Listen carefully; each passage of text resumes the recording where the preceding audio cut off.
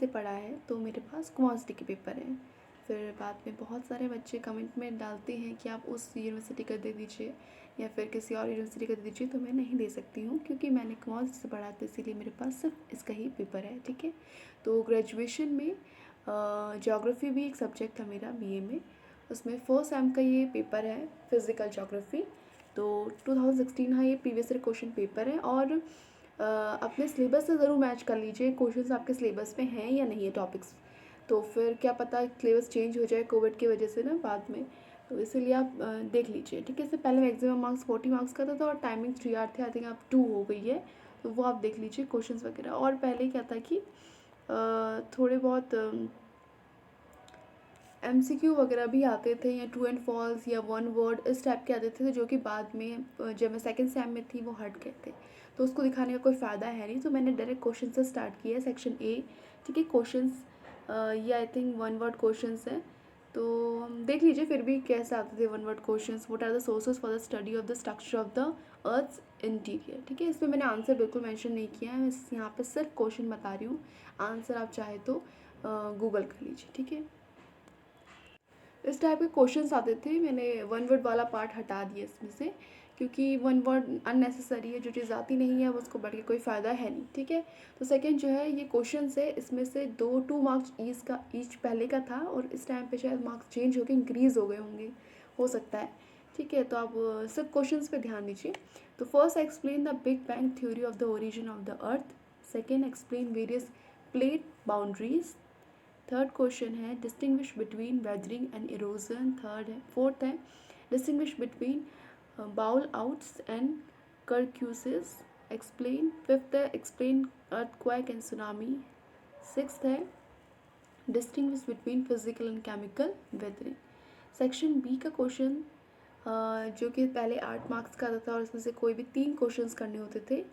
ठीक है, थर्ड है इसमें जो क्वेश्चन सेक्शन बी का है, सेक्शन बी जैसे कि और पेपर में शॉर्ट लॉन्ग होते थे, तो इसमें सेक्शन बी लॉन्ग होता था। ठीक है, और सेक्शन 1 जो होता था वो शॉर्ट होता था, तो उसके अकॉर्डिंग आप देख लीजिएगा कि आपको कितना इसमें मैटर लिखना है और आपको किस तरह से उस टॉपिक का प्रिपरेशन करनी है। थर्ड है explain in detail the interior of the अर्थ। तो जो पेपर मैं आपको बता रही हूँ इसमें से चांसेस हैं आने के, क्या पता कोई भी प्रीवियस ईयर क्वेश्चन आपके एग्जाम में आ जाए, लेकिन अपना सिलेबस ज़रूर कंप्लीट कीजिए। फोर्थ है evaluate the continental drift theory of Alfred Wegener. Fifth है describe various factors controlling weathering, also discuss various type of weatherings. Six describe the evolution of moraines by glacier process. Seventh describe the main characteristics of rock types with suitable example। मैं इसी video के साथ जो paper 2 है उसको भी attach कर रही हूँ, दोनों का अलग अलग वीडियो नहीं बना रही हूँ। ठीक है, ये फर्स्ट सेम ज्योग्राफी का सेकंड पेपर सेकंड है। ठीक है, तो ज्योग्राफी में बीए में जब अगर आप आएंगे, आ चुके हैं जो भी है, तो उसमें पेपर फर्स्ट होता है और पेपर सेकंड होता है। तो ये पेपर सेकंड है ज्योग्राफी ऑफ एशिया। जो बुक मैंने पढ़ी थी वो बुक्स मैं आपको दिखा सकती हूँ। ठीक है, उसको अगर आप चाहें तो मार्केट में इजीली अवेलेबल हैं वो बुक्स, जो कि मैंने ज्योग्राफी जब मेरी थी उसको वही मैंने पढ़ी थी। ठीक है, तो उसको मैं आपको शो कर दूँगी कि इस बुक से आप पढ़िए, अगर आप पढ़ना चाहते हैं, लेना चाहते हैं, तो आप वो आपके ऊपर। तो इसमें ज्योग्राफी ऑफ एशिया में इंडिया एक एक्सक्लूड किया है, एशिया का पार्ट इंडिया भी है लेकिन इसे एक्सक्लूड किया गया है। तो ये 2016 का ये फर्स्ट सेम का एक पेपर है। ठीक है, ज्योग्राफी का। तो सेम पहले जो सेक्शन ए होता था उसमें वन वर्ड जो है वो पूछे जाते थे, तो अब वन वर्ड वाला जो है वो हट चुका है, तो मैं सीधे क्वेश्चंस पे आऊँगी। ये है क्वेश्चंस। ठीक है, सेकंड नंबर पे है answer any 4 of the following questions in 100 words. तो पहले 100 वर्ड्स में और 2 मार्क्स ईच आता था। और फर्स्ट है इसमें explain the statement Asia is the continent of unity in the diversity. तो इस आपको जो ये स्टेटमेंट है इसको एक्सप्लेन करना है। Second, right main characteristics of population in Asia. Third is right a note on agriculture in Pakistan. Fourth question is describe the fisheries in Japan. Fifth, describe the rice producing areas in China। मेरा English background है तो मैंने English में यहाँ पे मैं आपको बता रही हूँ। अगर आपका हिंदी है तो हिंदी स्क्रीन पर आपको दिख रहे होंगे क्वेश्चंस, तो आप उससे ले सकते हैं, ठीक है। रेफरेंस लेके अपने नोट्स बनाइए। और 6 question is describe the skin का silk cultivation in China. Section B जो कि लॉन्ग जिसको हम कहते हैं, ठीक है, इसमें आपको एनी 3 क्वेश्चंस करने हैं डिटेल में। तो first question is describe the relief of Asia. Second question is describe the cotton textile industry in Asia. Third, describe the geographical factors affecting distribution and density of population in Asia and suggest the scheme for solution of population problem in Asia.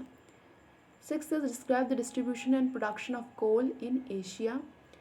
Fifth question is write an essay on the plantation agriculture in Southeast Asia. तो ये questions थे first paper, second paper geography के in the first Sam, ठीक है। और उसके बाद और भी पेपर्स, जो पेपर्स मेरे पास अभी अवेलेबल हैं मैं उनका वीडियो बनाऊंगी। और आप प्ले लिस्ट में देख लीजिए, मेरे 3 सब्जेक्ट थे, पॉलिटिकल, ज्योग्राफी और इकोनॉमिक्स। तो यही पेपर मेरे पास अवेलेबल होंगे। तो अगर आपका कोई फ्रेंड नीडेड है, जिसको चाहिए पेपर, या फिर कोई जूनियर को चाहिए, तो आप उसको ये वीडियो शेयर कर सकते हैं।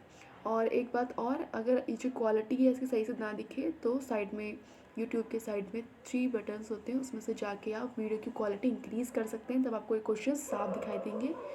जो भी हिंदी मीडियम का उसके लिए बेनिफिशियल है, इंग्लिश मीडियम, क्योंकि दोनों ही लैंग्वेजेस में इसमें क्वेश्चंस लिखे हुए हैं। So thank you so much for watching this video. अपने फ्रेंड्स के साथ, जूनियर सीनियर जिसके साथ भी, जिसको भी नीडेड है इन पेपर्स की, आप उसके साथ शेयर कीजिए। Thank you so much. और इसकी मैं एक अलग से प्लेलिस्ट बना दूँगी इन प्रीवियस ईयर पेपर्स की, तो आप उसमें से जाके प्लेलिस्ट में से जाके जो भी आपका पेपर है उसको आप देख सकते हैं।